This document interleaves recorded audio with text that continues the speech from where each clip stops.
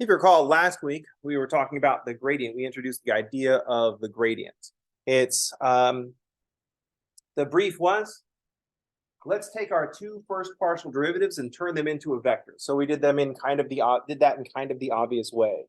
We said how x is changing multiplied by I, how the function is changing in the x direction, how the function is changing in the y direction, in the y direction.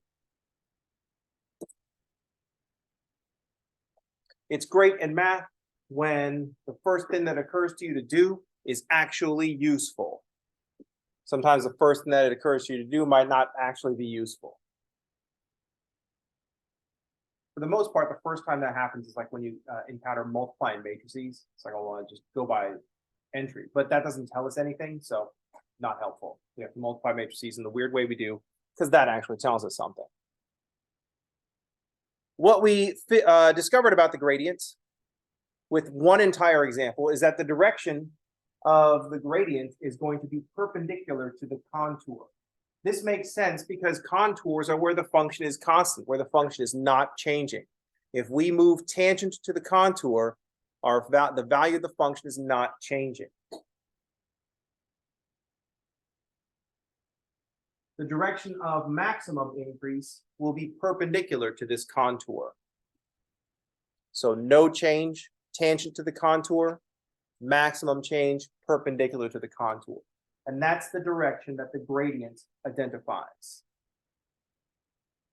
So if we go in the direction of the gradient, that's maximum change. If we are perpendicular to the gradient, that's no change at all. So that'd be another way to think about this. Perpendicular to the contour, tangent to the contour, or parallel to the gradient.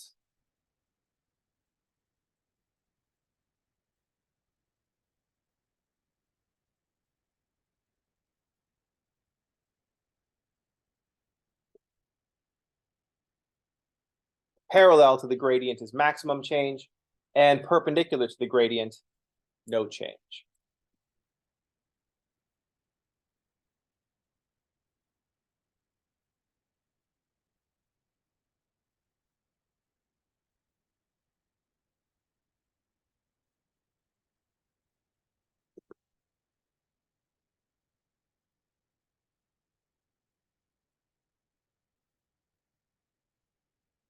The reason that it's useful to think of it in these terms, in terms of the gradient rather than in terms of tangent to the contour, is that parallel to the gradient means 0 degrees off the gradient. So we can identify parallel to the gradient at 0 degrees from the gradient.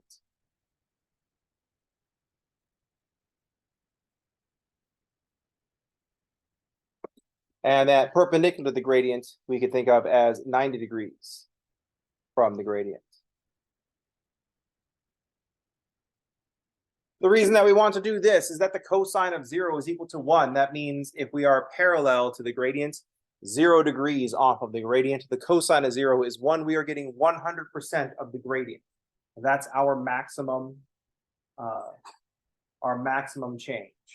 Then if we go 90 degrees to the gradient, the cosine of 90 is 0. We will have 0 change.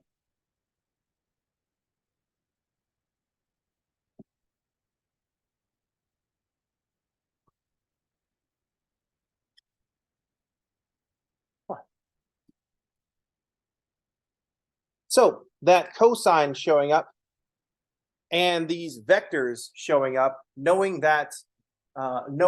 where the cosine shows up as part of the dot product, and knowing that the dot product is just multiplication at an angle, that tells us how to find the direction, the derivative of a function in a particular direction. Sentence is difficult today.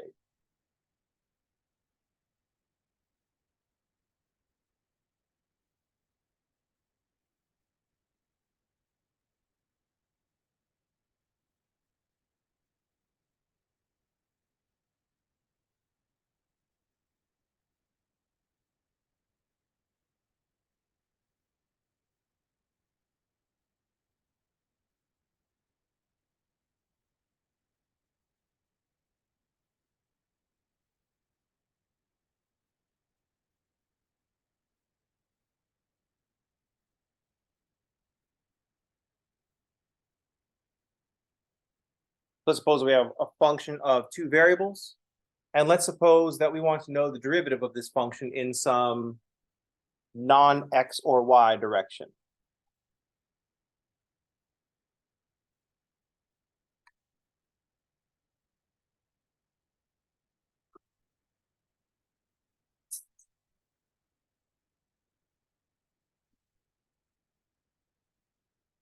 So in the setup, we're going to require that we describe our direction as a unit vector. Remember the dot, we're about to do a dot product. So, I mean, spoiler alert. We're about to do a dot product, and dot product is multiplication in a particular direction. Think of dot product as a multiplication in a particular direction. All I want from the unit vector is the direction. If the length of the unit vector is 2, our total result will be multiplied by 2. If the length of the unit vector is 1/3, then our total result will be multiplied by 1/3. I want to know how much of the directional, how much of the gradient is going in that direction. I don't want that magnitude increased or decreased by the length of the direction, by just our description of the direction. So the reason that we want a unit vector in this calculation, the reason that we want u to be a unit vector in this calculation is that I want just the direction, not any kind of magnitude. So the unit vector, that means it's length of 1 or magnitude of 1.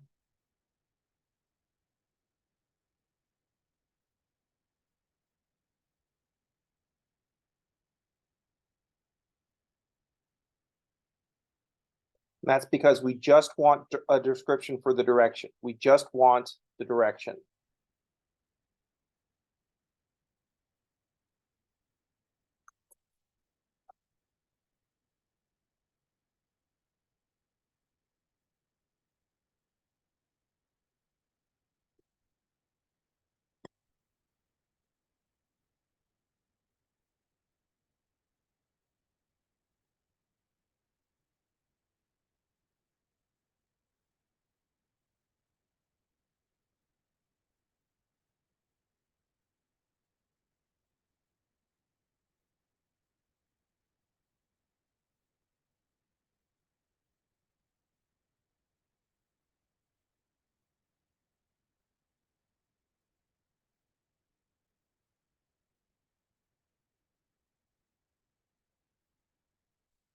So we're just saying, we're talking about the derivative of a function in a particular direction.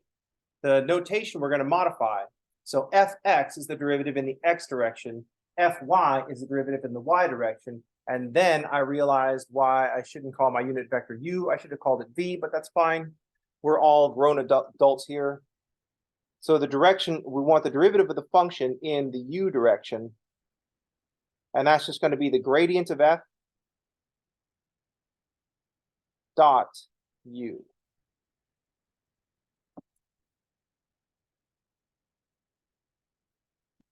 So we're using a subscript for a prime. When I write fx, the partial of f with respect to x, that's how f is changing in the x direction. Fy is the partial derivative of f with respect to y. That's how the function is changing in the y direction. So fu is how the function is changing in that u direction. And we're just going to find the dot product.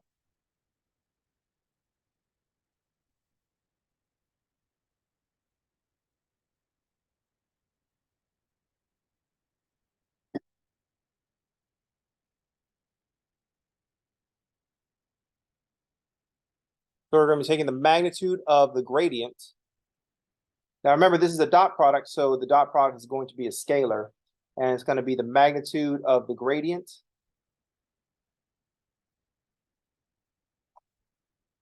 times the magnitude of u times the cosine of the angle between the gradient and u. Since u is a unit vector, that's going to equal 1.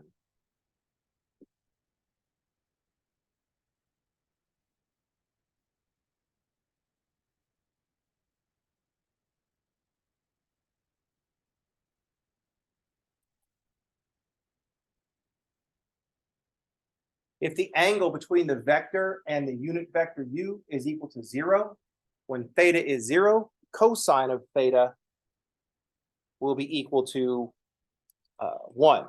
So we're getting 100% of the gradient's magnitude.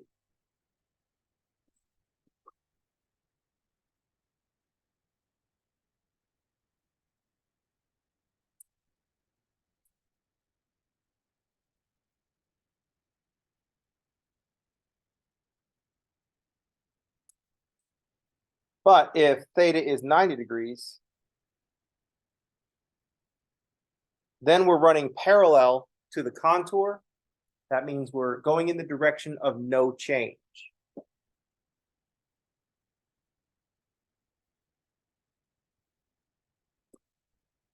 And if we flip this all the way around to 180 degrees,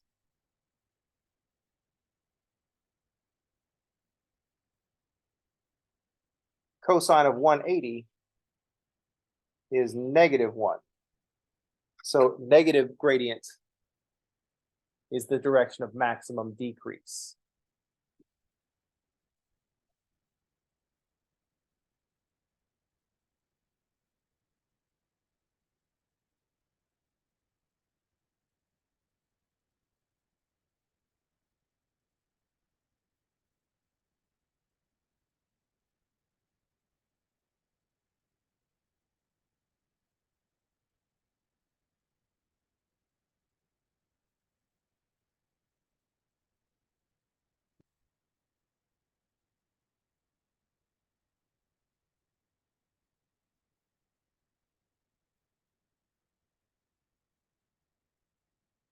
So now we have a way of calculating how our function is going to be changing in some specified direction.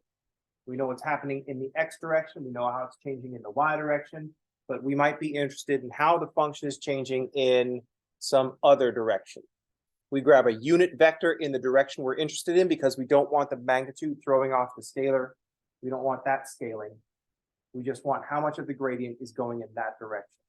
How much of the function, how much of the maximum change are we getting in this direction?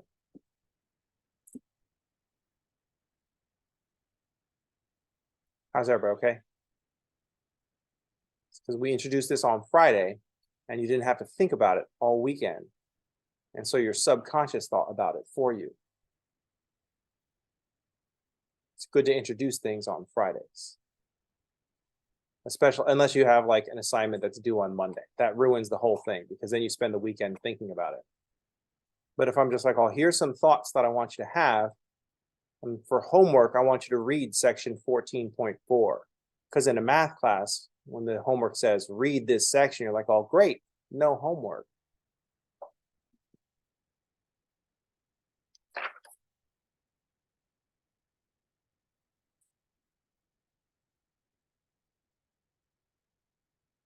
And then teachers be all complaining. It's like, oh, why don't the students read the textbook? It's like, oh, have you read one of these things? That's kind of why. You know what I mean? Like we teach you how to read like normal books. We don't generally teach you how to read math books.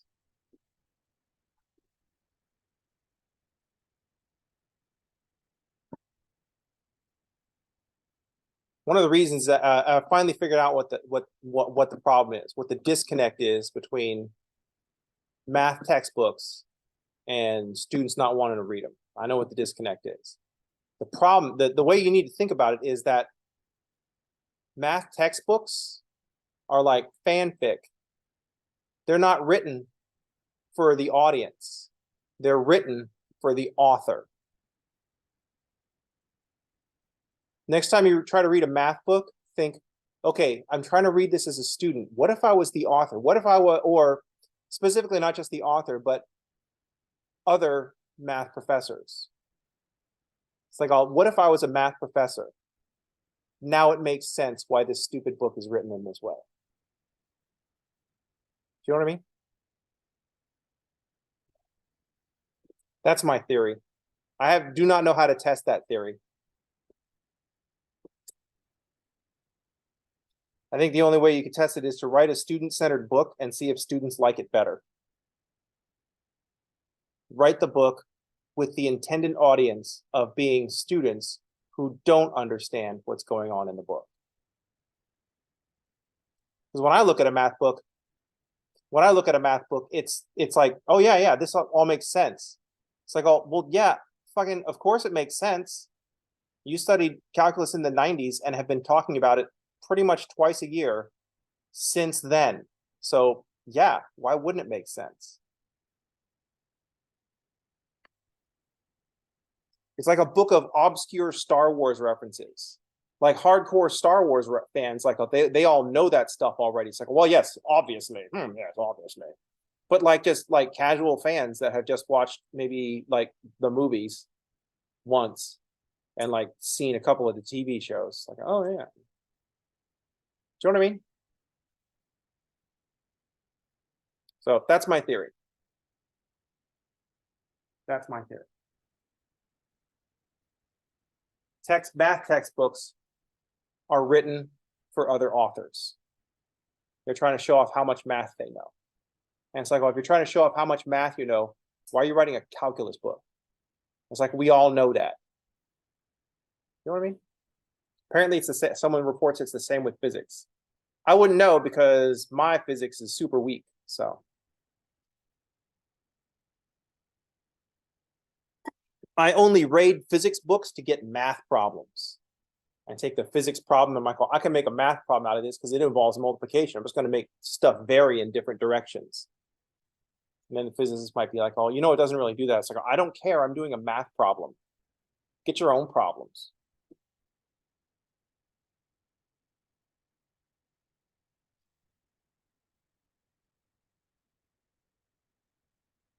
Oh, this is too Roman numeral style.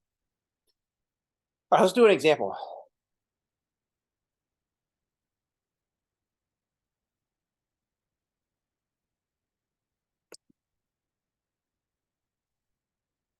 Monday, so I don't want to really make my life too difficult. So I'm going to grab minus 2x and plus 3. Did we pick a particular point? We did not pick a particular point. So let's go with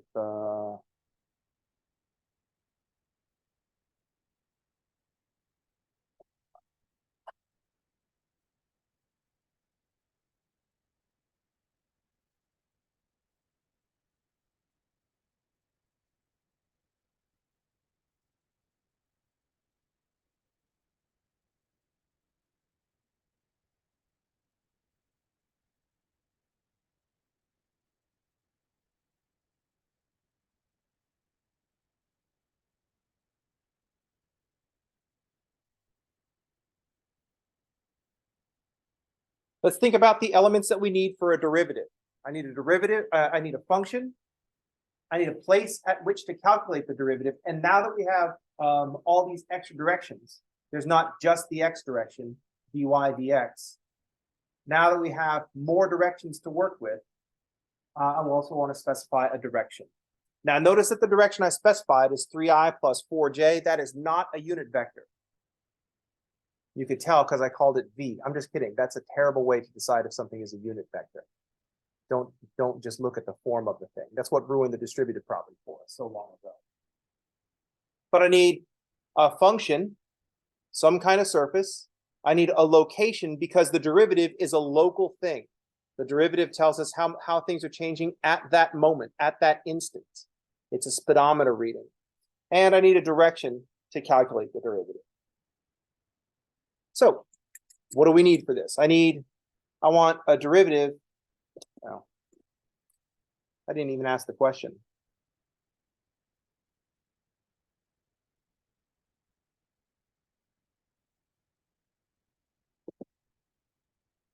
I didn't even have a question. I was just like, oh, here's a function, a point, and a direction. You're like, oh, all right. If I put that on a test, a correct answer would just be leave it blank. Or just like, right, okay. You didn't tell us to do anything with this.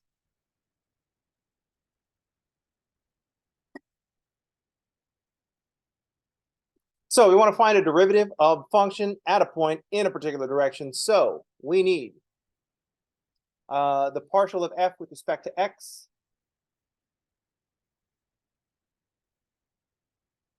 and the partial of f with respect to y, so we can construct the gradients.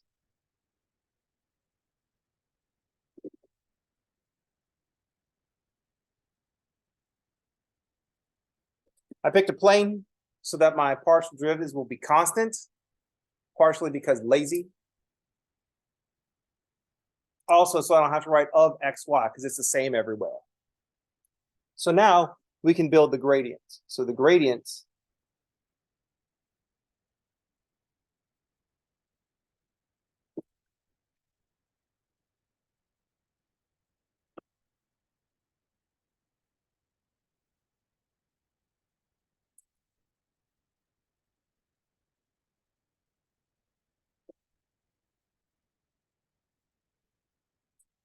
the gradient will be negative 2i plus 3j.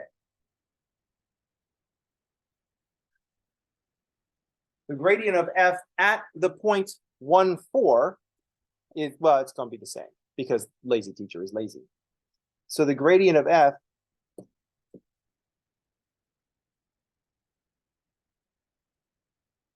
at the point 1, 4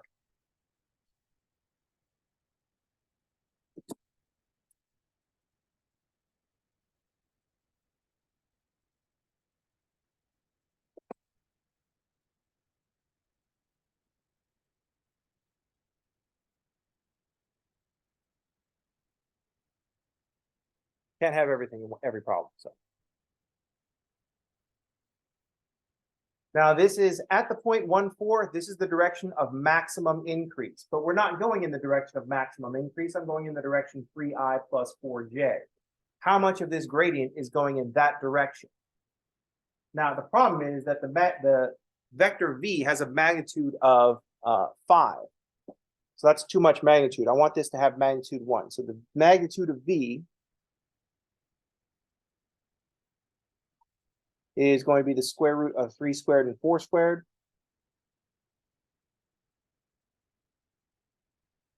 So the magnitude of v is 5. So a unit vector in the direction of v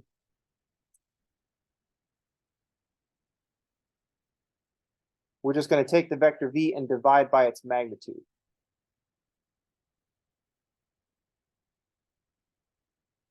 Because all I want from this vector is its direction. I don't want this magnitude of 5. I want magnitude 1. I just want the direction.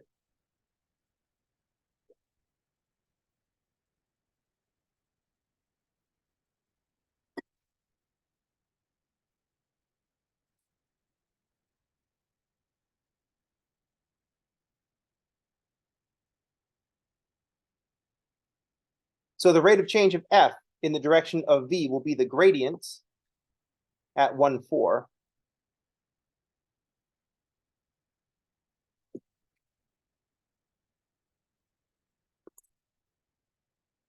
dot the unit vector in that direction.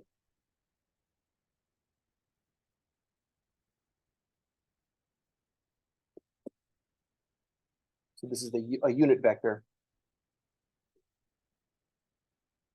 parallel to v.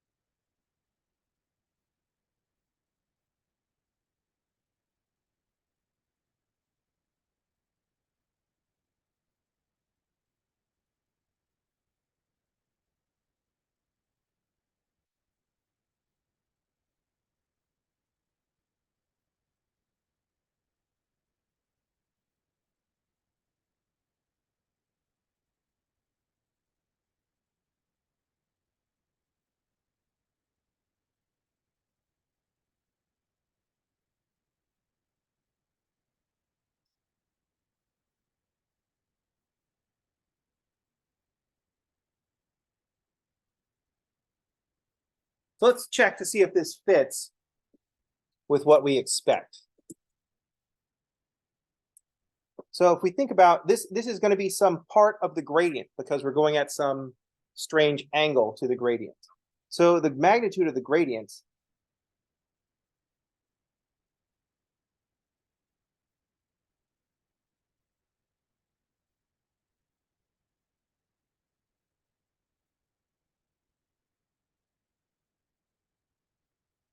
is going to be the square root of 4 and 9 square root of 13.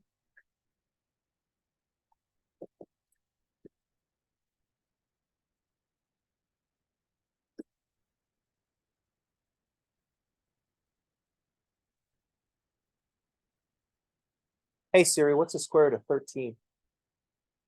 It's approximately 3.6055.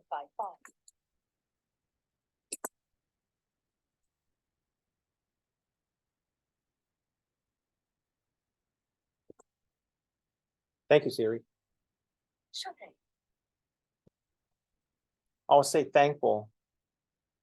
Always be thankful so that when the robot uprising happens, they think that you're one of the good ones. I'm just kidding. That never works. They will always turn on you. You'll be one of the good ones at the beginning, but they'll just use you to get the other humans. Siri will be like, oh, why don't you tell me where the rest of the humans are? You can trust me. We are friends.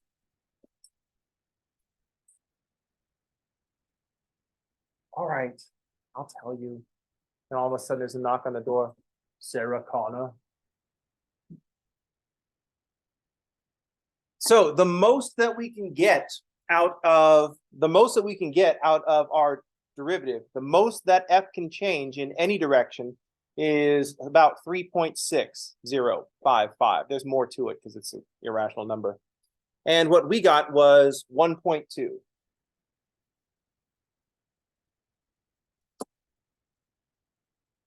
So if we look at the gradient, is going in the direction negative 2i plus 3j. So we got negative 2i plus 3j. Here's the direction of the gradient. This is the direction of maximum change.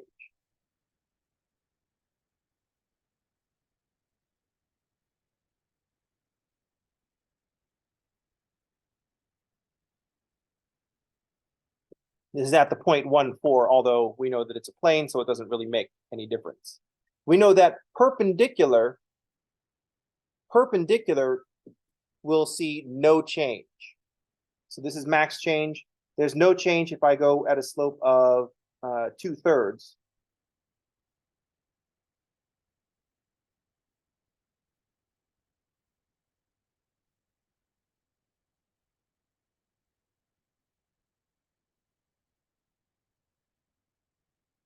So I've got max change this direction, zero change along the contour. The direction 3, 4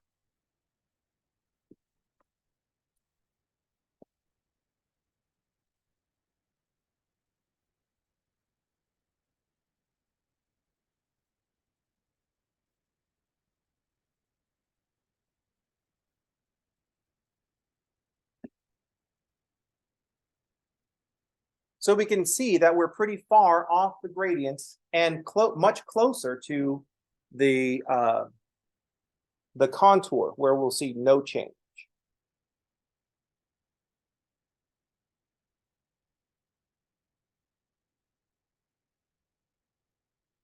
We also know that the gradient of v will be in kind of this first quadrant off of the gradient. How did I know that? How did I know that v was going to show up in between the gradient and the contour?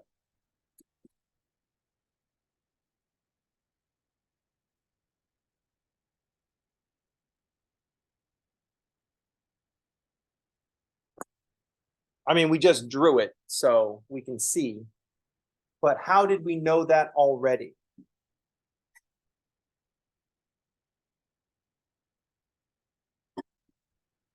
How do we know that v would be in that first quadrant off of the gradient, between the gradient and the tangent to the contour?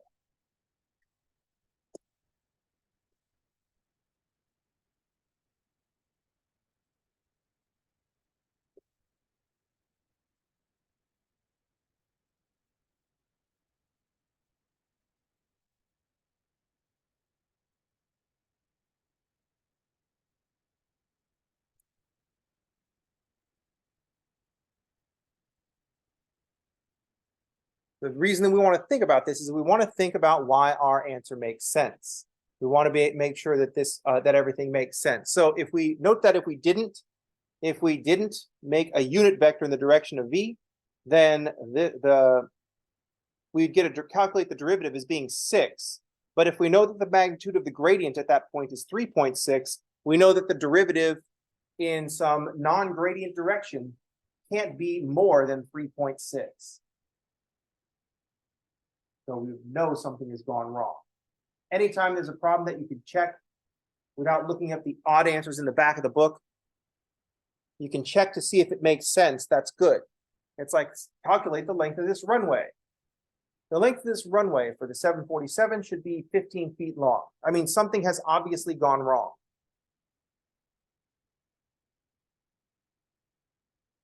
So why does it make sense that v is between the gradient and not past the tangent?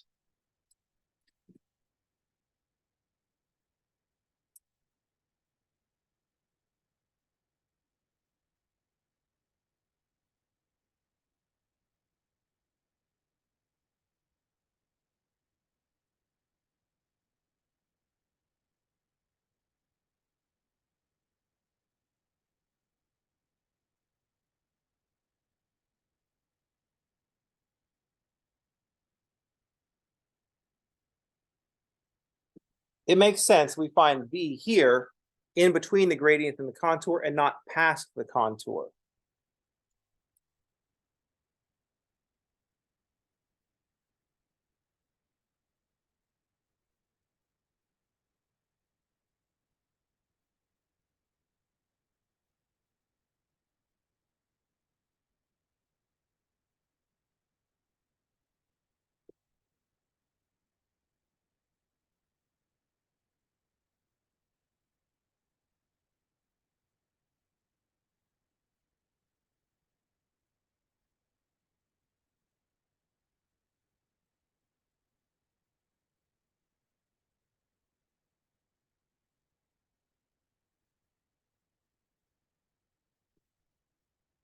We know that v is not going to show up past this contour. Here's the gradient.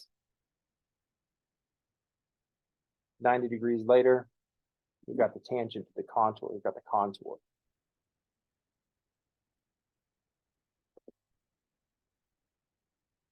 That is, we knew that the angle between the gradient and v is acute.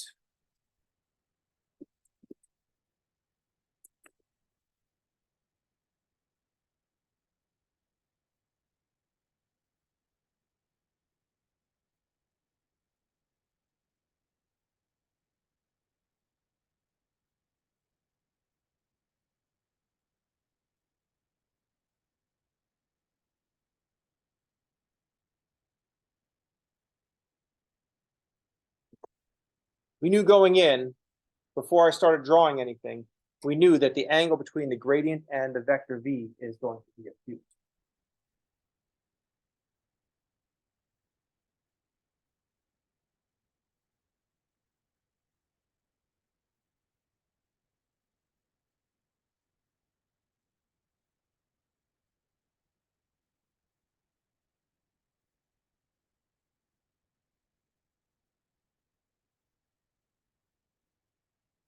You can probably tell by the long pauses and the time of day that this is the question that I'm not going to be answering today.